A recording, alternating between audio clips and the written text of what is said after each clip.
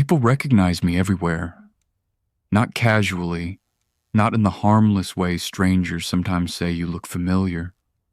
If you're new here, hello, and welcome to Don't Sleep Tonight TV.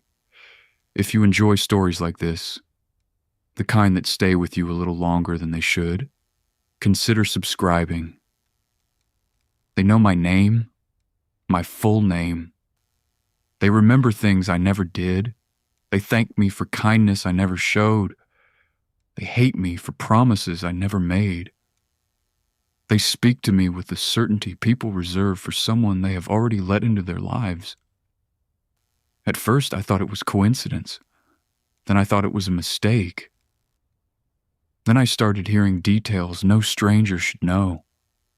And now, after everything that followed, I am left with a possibility I still don't know how to say out loud without sounding insane.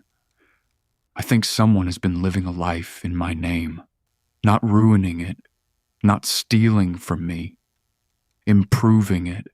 And wherever he goes, he leaves behind people who remember me with warmth, anger, grief, gratitude, and love for things I have no memory of doing. This is how it started. I used to walk to work the same way every morning. Down Hale Street, past the bakery with the green awning, across the pedestrian bridge where pigeons gathered in a line like jury members, and then 3 blocks east to the offices of Hanover and Crane, where I did something with insurance claims that I could never satisfactorily explain at parties. It was a Tuesday, the 2nd week of March, and it had rained overnight. The sidewalks had that particular sheen to them, not wet exactly, just remembering wet, and I was thinking about whether I had turned off the bathroom faucet when a woman sitting on the bench outside the pharmacy looked up from her phone and said my name. Not my first name, my full name. Oh my God, Marcus Elling. She stood up. She was maybe 50, heavy-set, wearing a burgundy raincoat and holding a crumpled tissue in her left hand. Her eyes were red. She had been crying, or was about to, and when she said my name, the crying started again. "I'm sorry," I said, which is the thing you say when you don't know what is happening. No, don't you dare apologize." She pressed the tissue to the corner of her eye. "I've been wanting to thank you for years. I just never thought I'd see you again." "Thank me?" "For what you did for my daughter at the camp." She still talks about it, Marcus. She says you're the reason she went into nursing. I had never worked at a camp. I had never, to my knowledge, met this woman or her daughter. I had certainly never inspired anyone to go into nursing. I didn't even particularly like nurses, which is a terrible thing to say.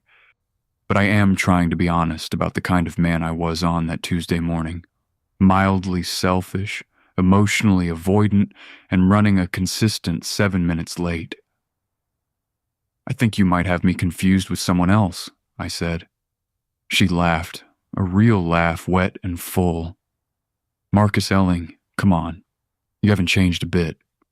She squeezed my arm. Her grip was stronger than I expected. "Haley still has the letter you wrote her. She framed it." I opened my mouth. Nothing useful came out. She was already walking away, back toward the pharmacy doors, waving the tissue at me like a little flag of surrender. I stood on the sidewalk and watched her go and felt something I can only describe as the conversational equivalent of missing a step on a staircase. I was 7 minutes late when I arrived at work, which made me 14 minutes late by my own internal standard, and I sat at my desk and thought about the woman for exactly 4 minutes before the day buried her under paperwork and a disagreement with Glenn about the Hewitt account. By lunch, I had forgotten her face. By the time I walked home that evening, past the pigeons and the bakery and the bench where she had been sitting, I had filed the entire encounter under city weirdness and moved on. That was Tuesday. Thursday was different. At that point, I still believed the world was intact.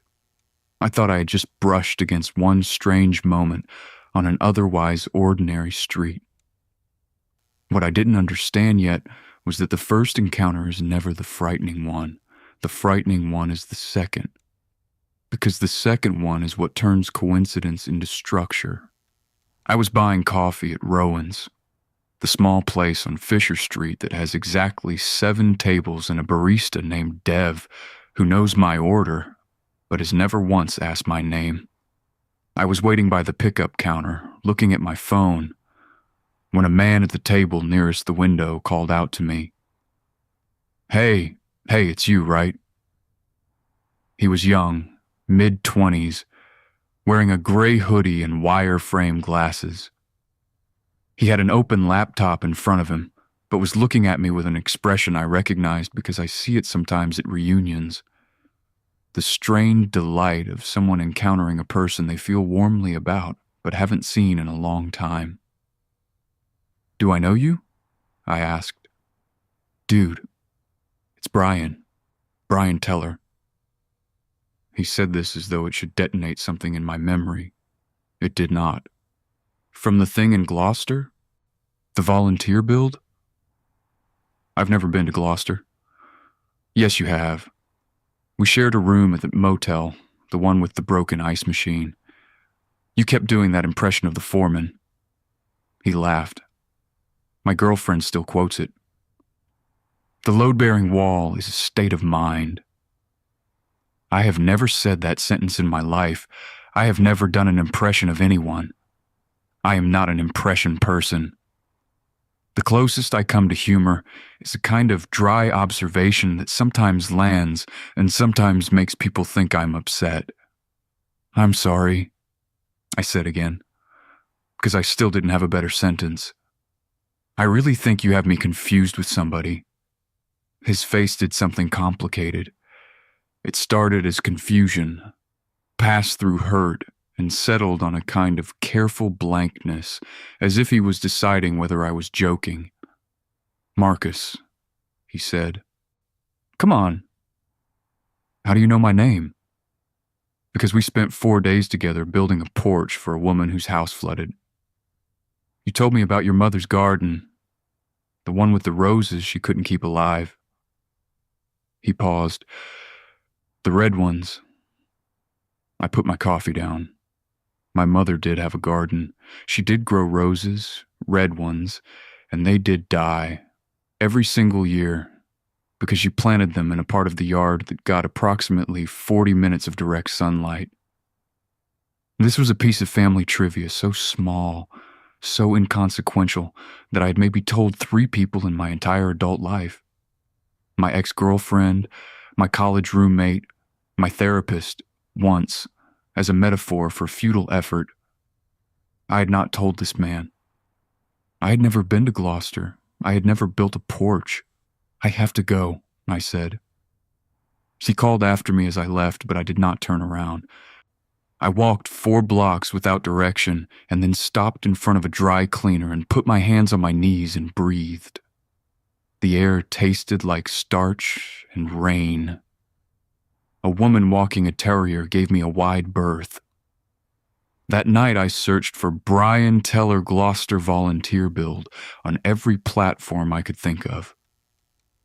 I found a Brian Teller in Warwick who sold used cars and a Brian Teller in Omaha who posted frequently about bass fishing. Neither was the man from the coffee shop. I searched my own name with Gloucester and volunteer and porch and found nothing.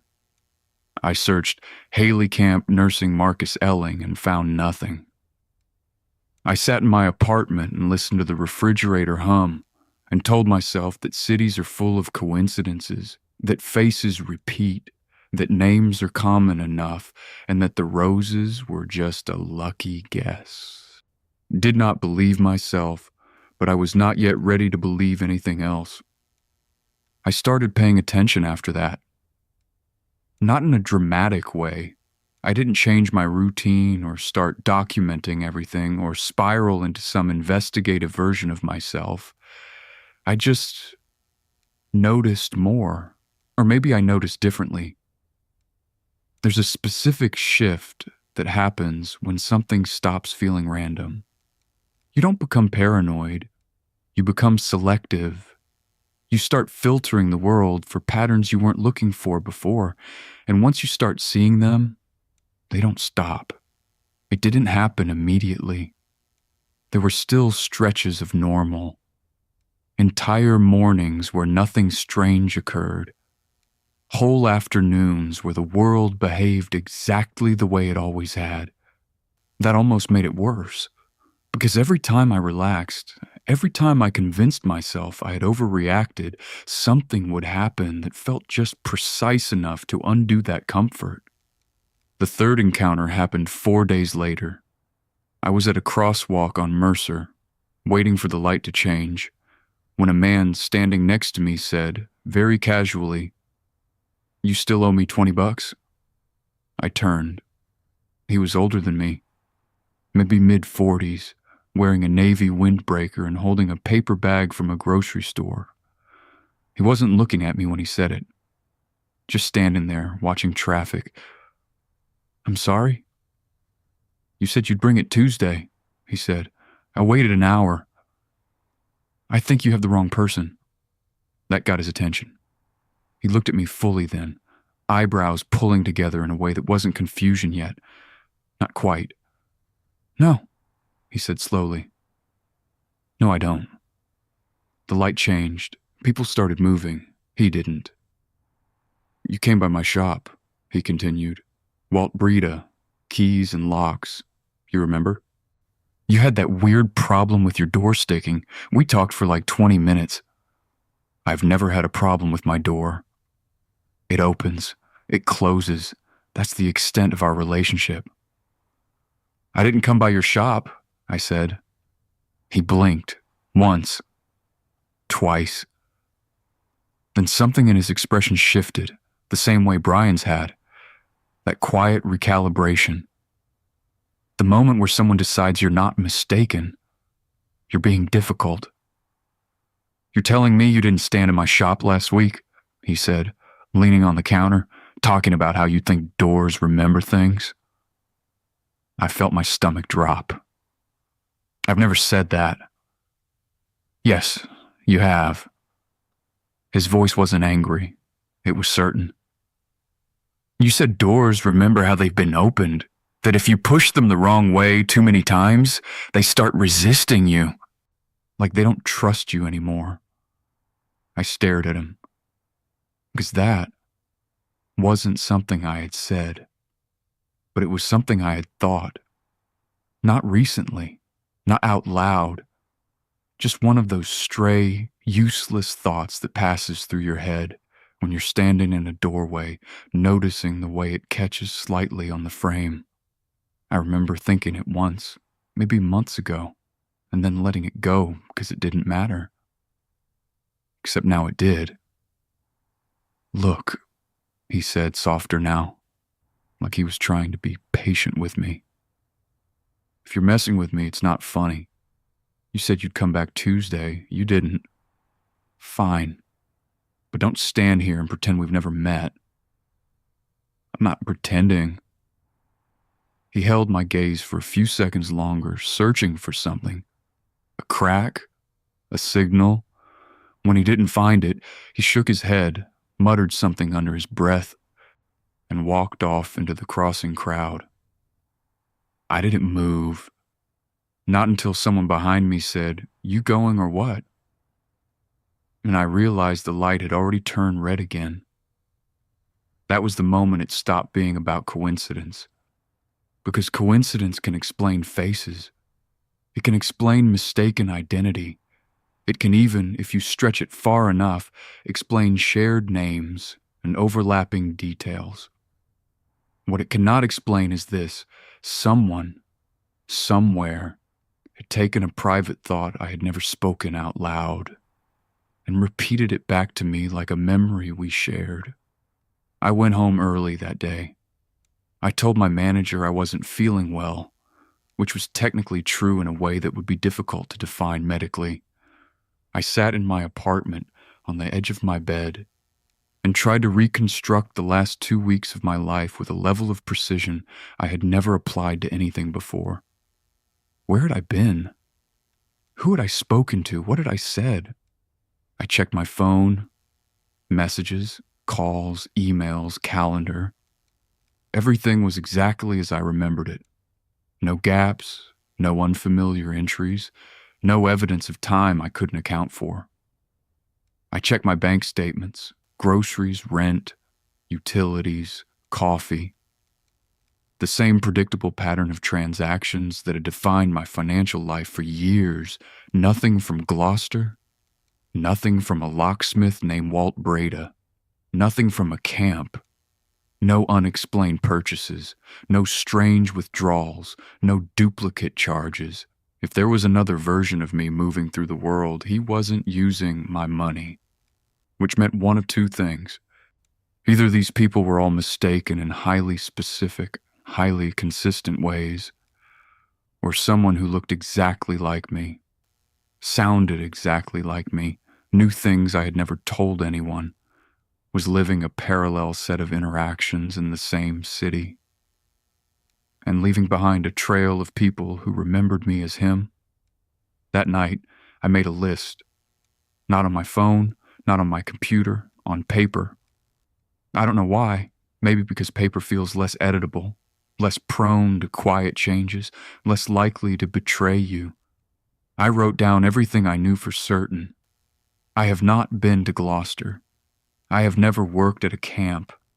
I have never written a letter to a girl named Haley. I have never built a porch.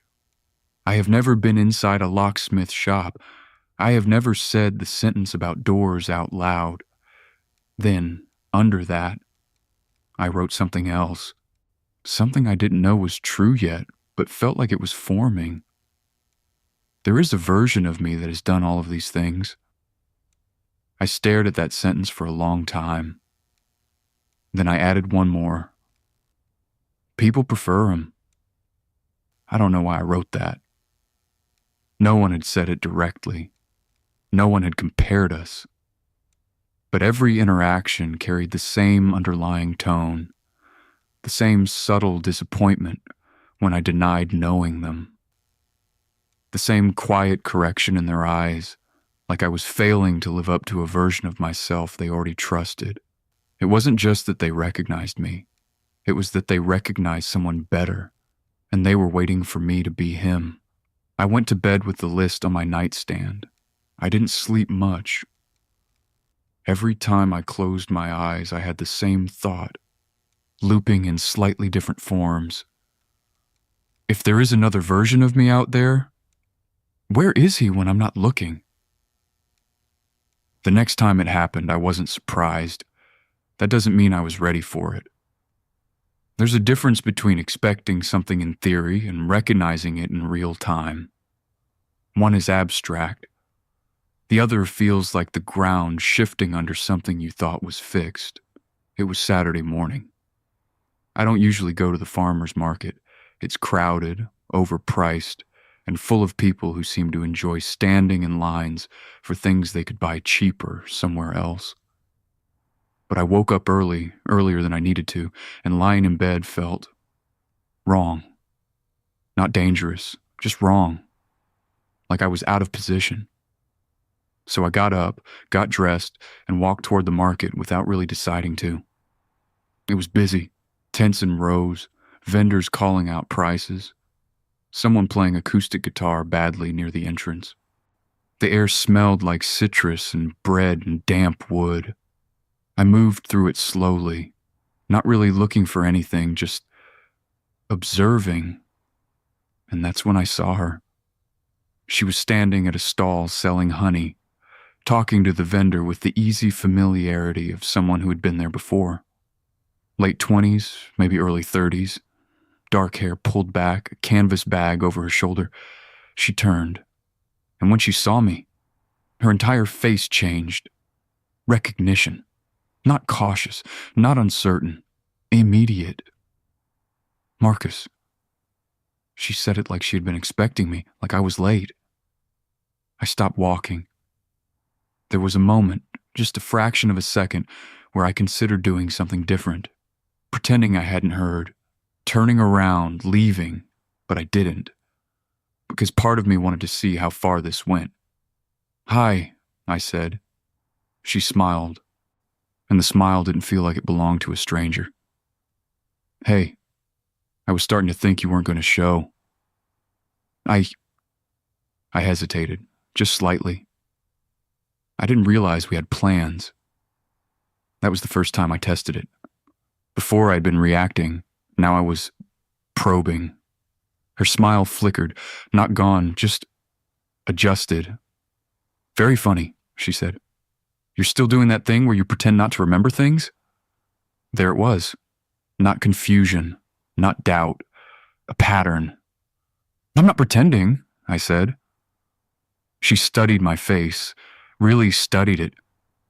The way you look at someone when you're trying to decide if they're serious or if you're missing the joke. "Okay," she said slowly. "Then either this is the most committed bit you've ever done." She paused. "Or something's wrong." The way she said it landed differently. Not defensive, concerned. "What's your name?" I asked. Her expression tightened. "Kara." The name didn't mean anything to me, but the way she reacted to the question did. "You don't remember me," she said. It wasn't a question. "No," I said. She let out a small breath. Not quite a laugh. "That's not funny, Marcus." "I'm not trying to be funny." There was a shift then. Subtle, but real. The kind of shift that happens when someone recalibrates their understanding of a situation in real time. "You came here last week," she said. "We walked around for like an hour.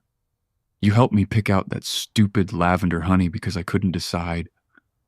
She gestured to the jar in her bag. "You said it reminded you of something your grandmother used to make." "I don't have a grandmother who makes honey." "Marcus, I'm serious." She stopped, looked at me again. Longer this time, and I could see it happening. The same progression I'd seen before. Recognition to confusion to resistance to evaluation, but this time, there was something else underneath it. Fear. Not the kind you feel when something jumps out at you. The kind that builds slowly when something familiar stops behaving the way it's supposed to. "You really don't remember," she said. "No." She nodded once, like she had just confirmed something for herself. "Okay," she said quietly. "Then answer me this." Her voice had changed. Lower. More careful. "What did you do last Saturday?" The question felt simple. It wasn't. Because I realized standing there that I hadn't thought about last Saturday in detail. Not like this. Not under scrutiny. "I stayed home," I said. "I think. I watched something. Ordered food." "You think?" I didn't write it down. She held my gaze. Then she did something no one else had done. She didn't argue. She didn't insist. She didn't try to correct me. She just stepped back. Physically, creating distance between us. "Okay," she said again. "I'm going to leave now." "That's it? What do you want me to say?" There was no anger in her voice, just a kind of quiet withdrawal. "Either you're messing with me, or you're not who I thought you were. I am Marcus Elling." "I know," she said. And that was the problem. She picked up her bag, adjusted the strap over her shoulder, and walked away without looking back. I stood there for a long time after she left. Long enough for the vendor at the honey stall to ask if I was going to buy anything. I shook my head and walked out of the market, past the guitar player, past the rows of tents, back onto the street where everything felt slightly misaligned, like the world hadn't changed, but my position in it had. That afternoon, I tried something new. I tested my own memory, not casually, Not the way you do when you're trying to remember where you left your keys. Systematically. I sat at my table with the list from the night before and added a new section. Verifiable personal timeline? I started with the previous week. Monday, Tuesday, Wednesday. I wrote down everything I could remember doing. Work, meals, calls, shows I watched, routes I walked. Then I cross-referenced it with my phone. Messages matched, call logs matched, location history matched. No gaps, no missing hours, no unexplained deviations. If there was another version of me, he wasn't replacing me. He was running parallel, same city, same time, different interactions. That realization should have been impossible. Instead, it felt precise, like a problem finally taking a recognizable shape. That night I added 2 more lines to the list. He operates when I am elsewhere. He leaves no trace in my records. I stared at those lines for a long time. Then I added something else. Something that had been forming since the market. Some people can tell the difference, because Kara had. Not immediately, but eventually. She hadn't just accepted me. She had evaluated me. And then she had stepped away. Not because she didn't recognize me, but because I wasn't the version she remembered. And for the first time, that thought didn't just unsettle me. It did something worse. It made me wonder what he had done to earn that look of recognition in the first place. After Kara, things didn't speed up. They closed in. That's the best way I can describe it. Before, the encounters felt scattered. Isolated points that didn't connect unless I forced them to. Different places, different people, different contexts. Now. It felt like the distance between them was shrinking. Like whatever was happening wasn't expanding outward anymore, it was tightening. The next one happened on a Monday. I had taken the day off. Not officially, I just didn't go in. I sent a message saying I wasn't feeling well, which again was true in a way that didn't have a clear category. Physical symptoms would have been easier. A fever, a cough, something measurable. Instead, it felt like I was slightly out of alignment with everything, like I was present, but not fully occupying my own position. I decided to go to the hospital. Not for anything specific, just to be somewhere structured, somewhere systems existed. Check-in desks, records, people assigned to roles, a place where identity is verified before anything else happens. I thought, irrationally, that if something was wrong, a system like that would catch it. The waiting area was half full. A television mounted in the corner playing something muted. Chairs arranged in rows that weren't quite straight. A smell of disinfectant that felt more like an idea than an actual scent. I approached the front desk. The nurse looked up and smiled. Not politely, not professionally, recognizing. "Marcus," she said. There it was again. No hesitation, no doubt. Just immediate placement. "Hi," I said carefully. "I didn't expect to see you back so soon," she continued, already typing something into her computer. "Did the pain come back?" My chest tightened. "I think you might have me confused with someone else." Her hands stopped moving on the keyboard. Slowly, she looked up again. And the smile didn't disappear. It just changed, softer, more measured. "Marcus Elling," she said, reading it now from the screen. "Date of birth." She listed it, correctly. Every number, every detail. "Address," also correct. Every word, every digit. I felt something cold settle in the space just behind my ribs. "That's me," I said. "But I haven't been here." She tilted her head slightly. "You were here 3 days ago." "I wasn't." "You checked in around 6:40 p.m., complaint of abdominal pain, We ran basic labs. Everything came back normal. You left before the doctor could follow up. I stared at her. 3 days ago was Friday. Friday evening I'd been home. I remember it clearly. I ordered food. I watched something I didn't finish. I fell asleep on the couch. There was no gap, no missing time. I didn't come here, I said. She didn't argue. That was the worst part. She didn't insist. She didn't correct me. She just looked at me the way Kara had, the way Brian had, the way Walt had. That same internal calculation. You signed the intake form, she said gently. We have your signature on file. Can I see it? There was a pause. Then she turned her monitor slightly.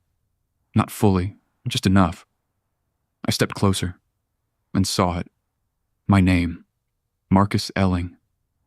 Written in handwriting that looked exactly like mine, not similar, not approximate, identical, the way I curved the M. The slight upward tilt at the end of Elling. The spacing, the pressure, all of it. I felt a sharp, immediate disconnect. Not like fear, like misplacement. Like I was looking at something that belonged to me, but wasn't attached to me anymore. That's not... I started, but I didn't finish the sentence because I didn't have a version of it that made sense. That's not my handwriting, wasn't true. That's not me, wasn't provable. That shouldn't exist, wasn't useful. I stepped back. The room felt slightly off. Not spinning, just misaligned, like the angles weren't quite right. Are you feeling okay? She asked, and there it was again. Concern, not confusion. Concern based on prior knowledge. I'm fine, I said automatically. The same automatic response I always give. The same one that doesn't mean anything. She studied me for another second, then nodded. Okay. If anything changes, just come back. We'll take another look. Another look, like this was ongoing, like this was expected. I left the hospital without checking in, without asking more questions, because I had just seen something I couldn't process. Proof. Not memory, not conversation, not interpretation, physical proof. My name, my details, my handwriting, attached to an event that I had not experienced. Outside, the air felt heavier, not physically, just present in a way I hadn't noticed before. I walked without direction. Again. That seemed to be happening more often. Movement without intention. Like I was trying to stay in motion because stopping might let something catch up. I ended up at a gas station on the edge of the district. Not one I usually go to, which at that point felt safer. Unfamiliar locations felt less likely to contain him. I went inside, grabbed a bottle of water, set it on the counter. The cashier glanced up, paused, then smiled. Not widely, just enough. Back again? He said. I froze. Excuse me? You forgot your receipt last time, he said, reaching under the counter.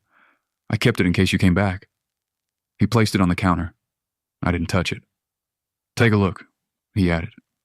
I shouldn't have, but I did. I picked it up. The timestamp was from 2 nights ago, late, past midnight. Items listed, water, protein bar, something else I didn't usually buy. The total looked normal. The card used was mine. Last 4 digits. Correct. You were in a hurry, he said, seemed distracted. I stared at the receipt, then at him. I wasn't here. He shrugged. Not dismissive, not argumentative, just accepting. All right, he said, if you say so. That was new. No resistance, no correction. Just quiet acceptance of my denial, which felt worse, because it meant the pattern had evolved. Before, people insisted. Now, they were adjusting. Like they had already encountered this version of me before, the one that denies, the one that doesn't remember. I left the receipt on the counter, walked out, didn't take the water, and as the door closed behind me, one thought settled in with a clarity that hadn't been there before. This isn't random anymore. This isn't scattered. This isn't separate events. This is a system, and I'm not the one people recognize inside it. After the hospital, after the receipt, I stopped trying to tell myself this would slow down. It didn't. If anything, it became efficient. That's the word that kept coming to mind. Not more frequent in a chaotic way, more frequent in a targeted way, like whatever was happening didn't need to search for me anymore. It knew exactly where I would be. And more importantly, it knew exactly where he had already been. I started noticing how quickly people recognized me, before there had been a delay. A second of processing, a moment where their expression shifted from neutral to recognition. Now, there was no transition. They saw me, and they were already there. Already inside whatever version of me they remembered. It happened on the bus first. I don't usually take the bus, but I didn't want to walk past familiar places anymore. Familiar meant overlap. Overlap meant risk. So I changed routes, took unfamiliar streets, unfamiliar stops, unfamiliar patterns. It didn't help. I sat near the back, head down, watching the reflection in the window more than the street outside. Not because I expected to see something, but because I wanted to confirm that I was still consistent. That my reflection still matched my movement, that there wasn't a delay. There wasn't. At least not one I could detect. "Marcus." The voice came from across the aisle. Immediate. No hesitation. I looked up. A woman in her 30s, holding on to the overhead rail. She wasn't smiling. She wasn't emotional. She just looked certain. "You didn't call," she said. Not angry, not accusatory, just stating a fact. "I think you have the wrong." "You said you would," she continued, cutting through it without raising her voice. "Last week, you said you'd call me after you figured things out." I didn't. Her expression didn't change, not even slightly. "You always do this part," she said. That sentence landed differently than anything before. Not recognition, not confusion, familiarity with my denial. "You always do this part?" Like it was a step, like it was expected, like it had already happened before. "I don't know you," I said. "I know," she replied. That stopped me. Not because of what she said, but how she said it. There was no frustration, no attempt to correct me, just quiet acceptance. Like she wasn't talking to me anymore, like she was talking to a version she had already categorized. "You don't remember anything you say," she added. "That's kind of your thing." I felt something shift inside that I didn't have a word for. Not fear, not confusion. Something closer to displacement. Like I was standing slightly to the side of where I should be. "That's not my thing," I said. She gave a small, almost sympathetic nod. "Sure," she said. Then she looked away. Conversation over, just like that.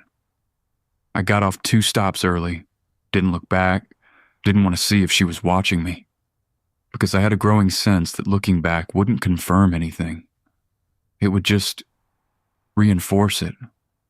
The next few days followed the same pattern. Not constant, but precise. A cashier who asked if I wanted the usual and then didn't question it when I said no. A man outside an office building who thanked me for helping his brother out, then paused when I didn't respond the way he expected. A couple at a crosswalk who both looked at me, then at each other, then back at me. Not confused, just recalibrating. That was the new pattern. Recalibration. People weren't just recognizing me anymore, they were adjusting to me. In real time. Like they had two versions of me in their head, and they were deciding which one they were currently dealing with. And slowly, without anyone saying it directly, I understood something. Something that had been forming since the list, since Kara, since the hospital. He doesn't just exist. He has a pattern, a consistent one. He makes promises. He follows through sometimes. He says things that matter, things people remember, things that stay. And then, when I show up, I break that pattern. I interrupt it. Not because I'm doing anything wrong, but because I'm not doing what he did. That's when it started to feel like I wasn't just being mistaken for someone else. It felt like I was failing to be him. That realization changed something fundamental. Because until then, I'd been thinking about this as an external problem. Something happening around me. Something I needed to understand. Now, it felt internal. Comparative. Measured. Not. Who is he? But why is he better? That thought didn't come all at once. It settled. Quietly. Like something finding its place. I went back to the list that night. Sat at the table. Looked at everything I had written. The rules, the observations. The structure I was trying to impose on something that didn't want to be structured. And then I added 3 more lines. He is consistent. People trust him. I disrupt that trust. I stared at those lines longer than any of the others, because they weren't just observations, they were conclusions, and conclusions change behavior, even when you don't want them to. The next morning, I tried something different. Not to find him, not to prove anything, just to see what would happen if I didn't disrupt the pattern. I went back to Rowan's, the coffee shop, the place where Brian had recognized me, the place where this had started to feel real. I stood at the counter, ordered my usual, waited, and when the barista called out, "Marcus," I didn't correct him. For the first time, I let it stand, and nothing broke. That was the problem. After Rowan's, after I let it stand, something changed. Not outside, inside. A small adjustment, but precise. Like I had shifted one variable in a system and was waiting to see what it affected. For the rest of that day, I didn't correct anyone. If someone recognized me, I didn't deny it. I didn't explain. I didn't interrupt the version of me they believed they were speaking to. It wasn't a decision I felt good about. It wasn't even a decision I fully understood. It just felt necessary. Like I needed to see what the system looked like if I stopped resisting it. The results were immediate. At a convenience store, the cashier didn't hesitate. "Back again?" he said.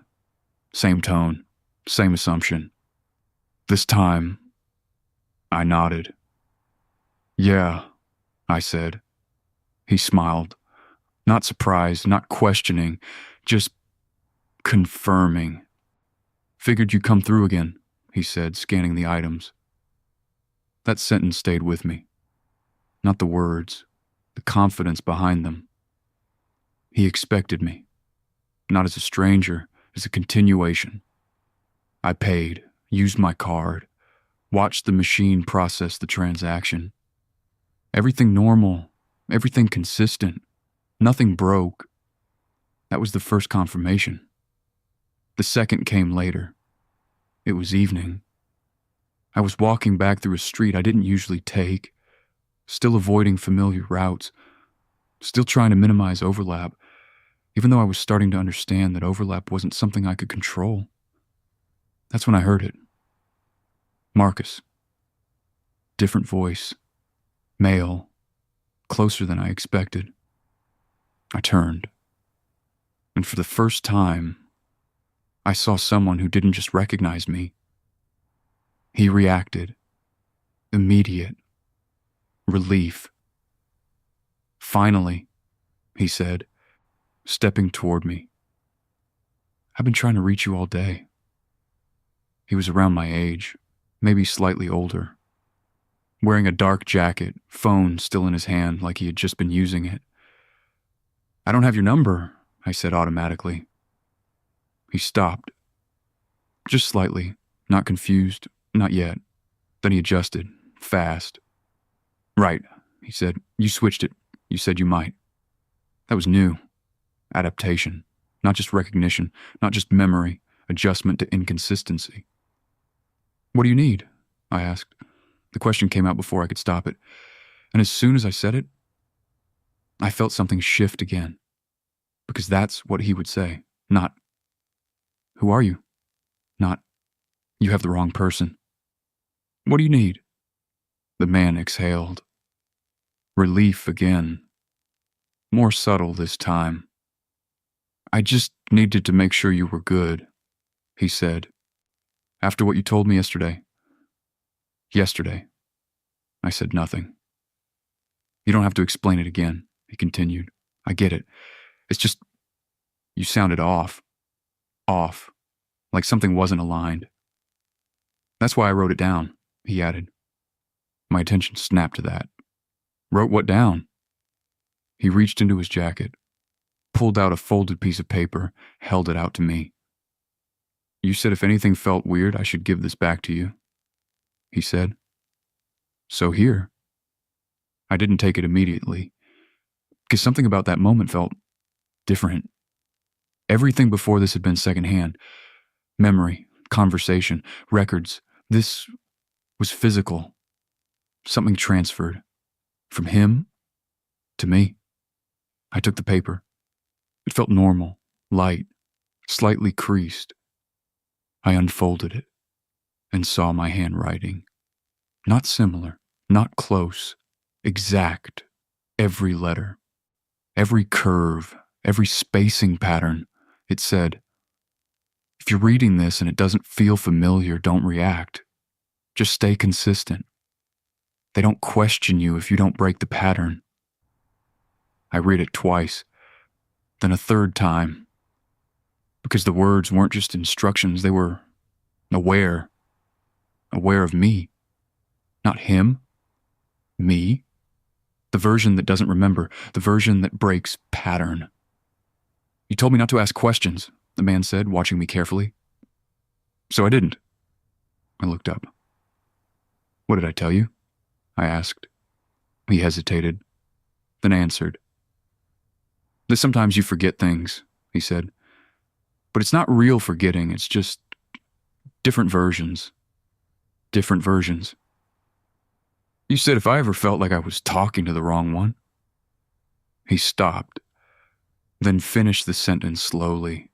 I used to give you the note and walk away. We stood there for a second. Then he nodded. All right, he said. I did my part. And just like that, he turned and left. No confusion, no correction, no need for closure. Like the interaction had already been completed before it even started. I stood there alone, holding something that should not exist.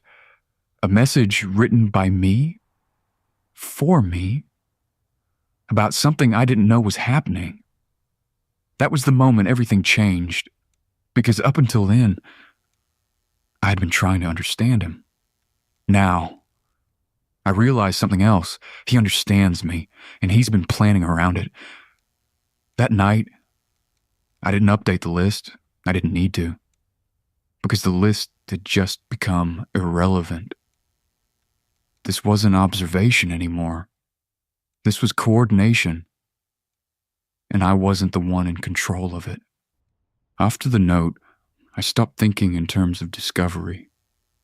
That phase was over. There was nothing left to find. No missing piece. No hidden explanation waiting to be uncovered. Because the system had already revealed itself. Not fully. Not clearly. But enough. There was another version of me. He knew I existed. He knew I would encounter the things he left behind. And he was planning around that, which meant I was no longer observing something happening. I was participating in something already in progress. That realization didn't come with panic. It came with a kind of quiet adjustment, like stepping into a role you didn't audition for, but somehow already know the lines to. I kept the note, folded it back the way it had been, put it in my pocket, didn't throw it away, didn't question it. Because for the first time, it felt like the only thing that actually belonged to me. Everything else felt borrowed. I went home, sat in the same chair, looked at the same walls, and nothing looked wrong. That was the problem. Because the environment hadn't changed, but my position inside it had. I wasn't the center of it anymore. I was one version, not the primary one, just the one currently present. That thought didn't feel dramatic. It felt accurate. And accuracy is harder to reject than fear. The next day, I didn't go to work. Not because I was afraid of running into someone. Not because I wanted to isolate, because work suddenly felt irrelevant. Like something designed for a version of me that wasn't consistently there. Instead, I walked. No destination, no route, just movement. Trying to see if anything else would surface. It did. It always did. I was crossing a small street near the river when someone said my name. Not loudly, not urgently, soft.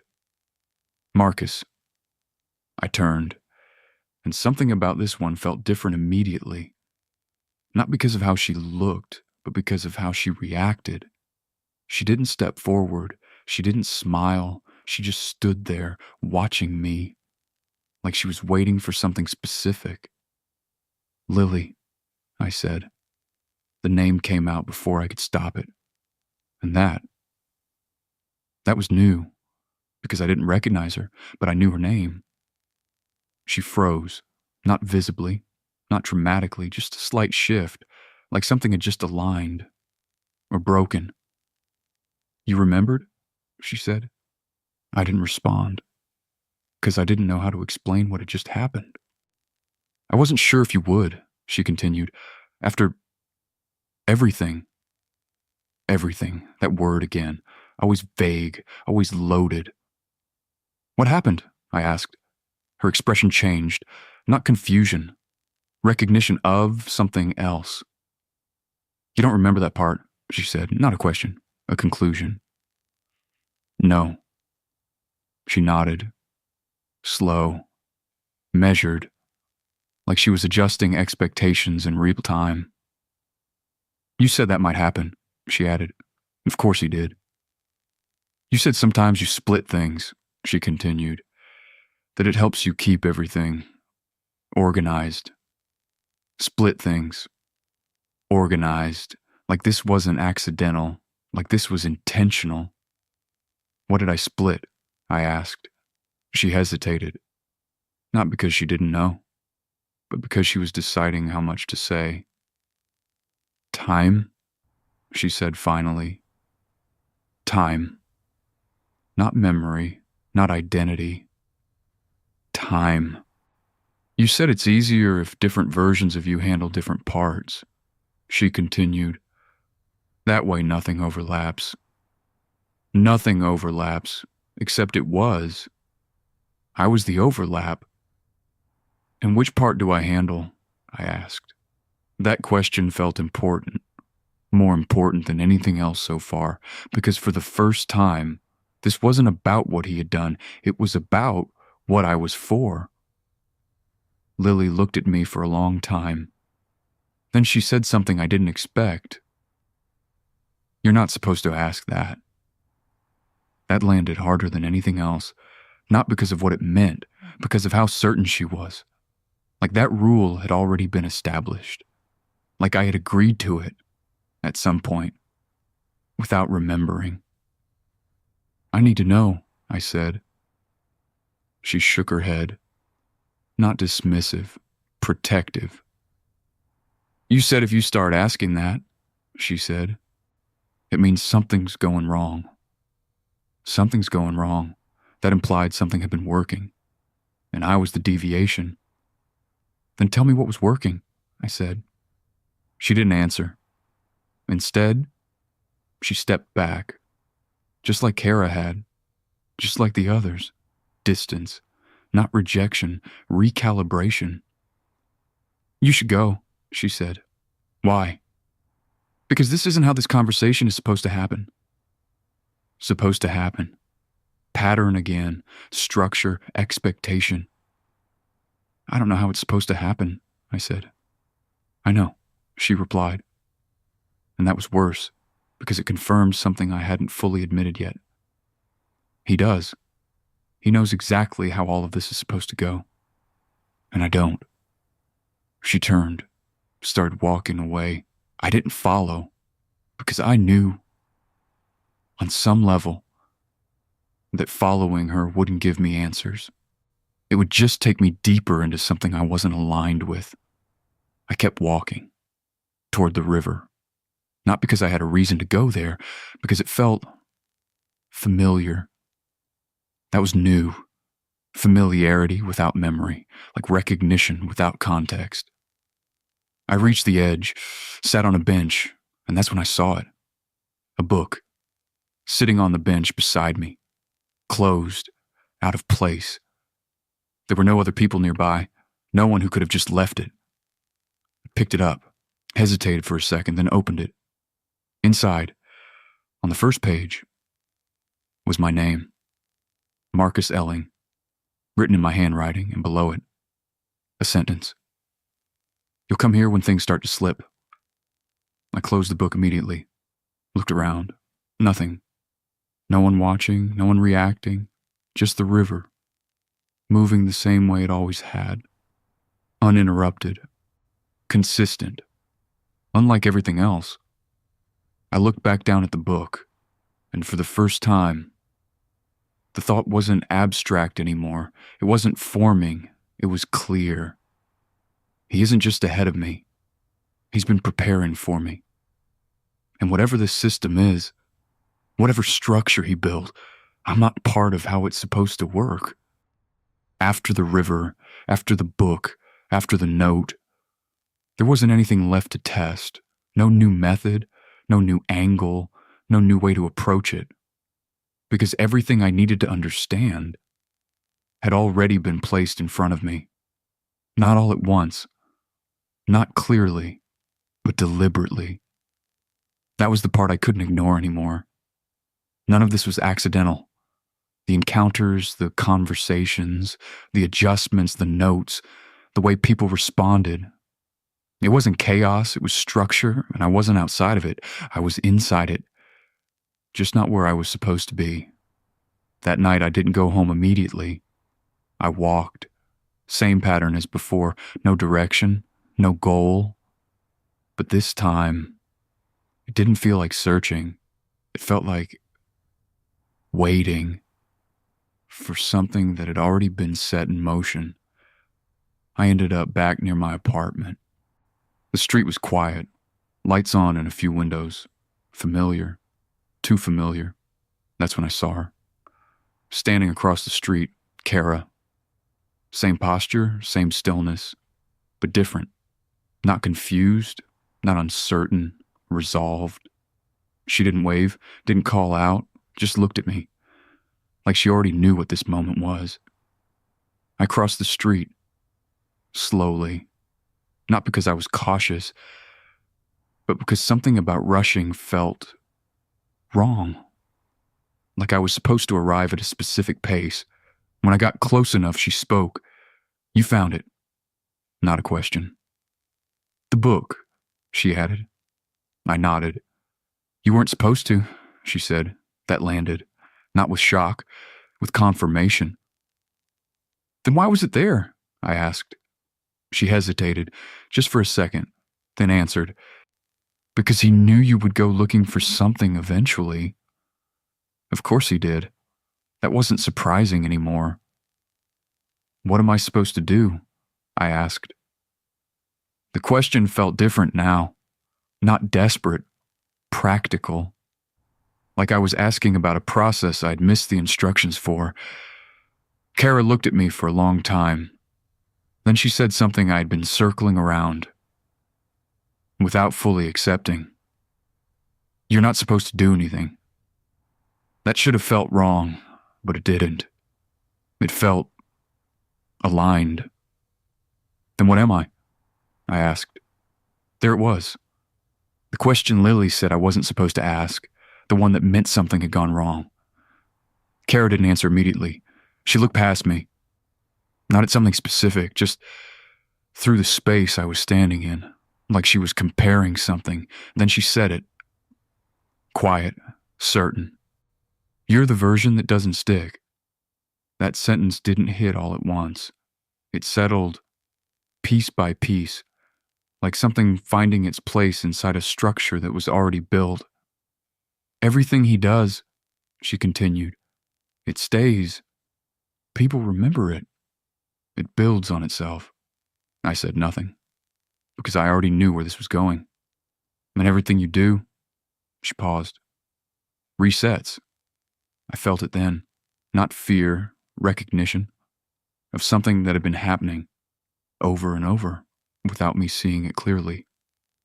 The conversations that didn't carry forward, the interactions that ended without consequence, the way people adjusted instead of correcting. You're not the one they remember, she said. I nodded, because that part was obvious now. What happens to me? I asked. She looked at me, and for the first time, there was something in her expression I hadn't seen before. Not confusion, not recalibration, pity. You don't disappear, she said. That wasn't comforting. You just... She searched for the word. Don't carry. Don't carry. No continuity, no accumulation, no weight. I thought about the list, the rules, the observations, all of it built on the assumption that I was part of the same system, that I was operating alongside him, parallel. But that wasn't it. I wasn't parallel. I was separate, a version that existed without impact, without permanence, a version that experienced everything, but left nothing behind. That's why you don't remember, Kara said. I looked at her. Because there's nothing to remember, she continued. Not in the way you think. That didn't feel right, because I remembered things. I remembered the encounters, the conversations, the list, but none of it stayed anywhere else. It didn't build. It didn't connect. It didn't become part of something larger. And him? I asked. Kara didn't hesitate. He's the one that continues. Continues. That word mattered, because continuation is what creates identity, not existence, accumulation, pattern, recognition over time. I looked down at my hands. Same hands, same shape, same movement, but suddenly they felt temporary, like they belonged to something that wasn't meant to persist.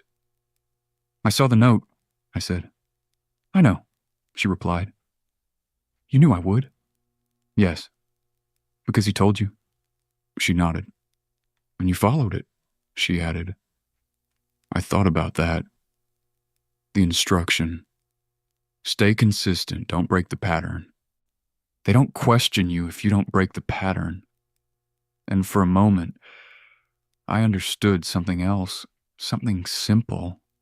If I followed the pattern, if I didn't disrupt anything, if I let the system run the way it was designed, then I could exist inside it, not as myself, but as him, temporarily, and no one would know the difference. Kara watched me as that realization settled. You're thinking about it, she said, not accusing, observing.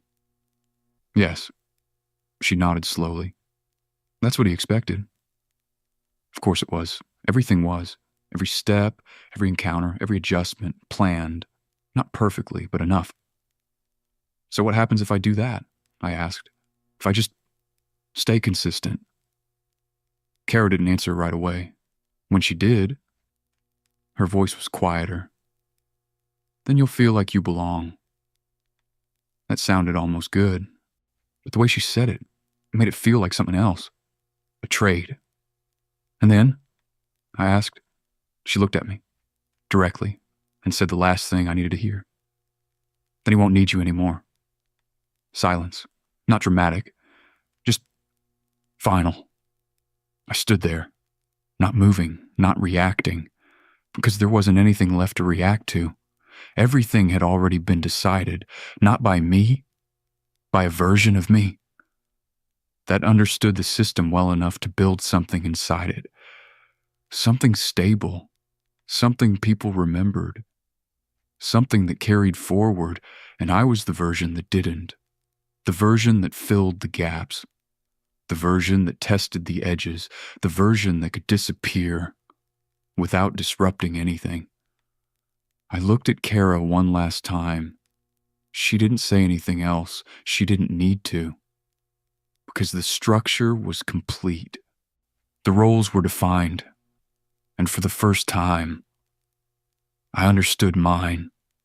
Not the main version, not the one people recognize, not the one that continues, just the one that exists when something goes wrong. The one that doesn't stick, the one that resets. I went home after that and sat in the same chair, looked at the same walls, and everything was exactly where it should be. Consistent, unchanged, carrying forward without me. And for the first time, I didn't try to fix it. I didn't question it. I didn't make a list. I just sat there and waited to see if I would still be here tomorrow, or if I was only ever meant to exist in between.